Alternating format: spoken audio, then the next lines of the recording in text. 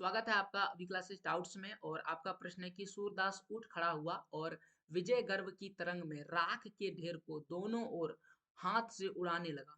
इस कथन के संदर्भ में सूरदास की मनोदशा का वर्णन कीजिए। यानी उस समय सूरदास के मन की क्या दशा रही होगी, ये हमें वर्णन करना है। तो देखिए, सबसे पहले तो इस कहानी को पढ़ने के बाद आपको पता चला होगा कि इस कहानी में जो सूरदास है वो पहले उदास होता है और फिर ये बात कहता है थोड़े से मन में मोटिवेशन आने के बाद, जब उनका पॉजिटिविटी आता है उसके बाद बोलता है। तो यही हमें बताना है कि ये आखिरकार हुआ कैसे। तो सबसे पहले सवाल में हम लोग इस सवाल का जवाब दो पैराग्राफ छोड़ के लिखेंगे। दो बार पैराग्राफ छूटेगा, देख सकते हैं, पहला यहाँ छूटा गया है और दूसरा यहाँ छोड़ा गया है। यानी तीन पैरा में ये जवाब आएगा। तो इसी तरह से आपको कॉपी में लिखना है।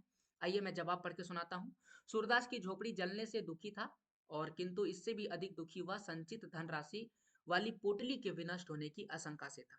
तो उसका झोपड़ी ही नहीं जला था, बल्कि उनके पास कुछ पैसे थे पोटली में रखे हुए, वह भी खत्म हो गया था। उन उनसे कई मंसूबे बांध रखे थे, मैंने कई सारे वो बातें, ख्वाब, इच्छा था, उसको बांध के रखा था। बांध के रखने का मतलब मन में रखा था कि हम ये सारे कार्य करेंगे इन सारे पैसों से। जैसे कि पितरों का पिंडदान करना, मिठुआ का विवाह करना और गांव वाले के लिए कुआं खुदवाना, ये सभी उनकी अभिलाषा था, हृदय से थी।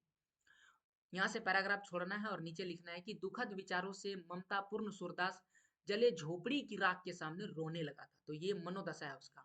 सहसा उसके कानों में आवाज आई कि तुम खेल में रोते हो। और ये किसने कहा था? ये मिठुआ के मित्र ने कहा था। सूरदास जहां निराश्य, ग्लानि, क्षोभ यानी उदास में है, अपार जल में गोते खा रहा है, वहीं यह सुनकर सचेत हो गया। मैंने उसके अंदर चेतना जग गई। उसे लगा कि जीवन भी तो खेल ही है। आत्मविश्वास से भरे खिलाड़ी कभी दुखी नहीं होते। यही तो खेल का भावना है। जीवन रोने के लिए नहीं, हंसने के लिए है। सूरदास जीवन का मर्म समझ गया और अब उसे झोपड़ी जलने का, धन गायब होने का दर्द नहीं रहा गया। वह उठ खड़ा हुआ और विजय गर्व की तरंग में राख के ढेर को दोनों हाथ से उड़ाने लगा।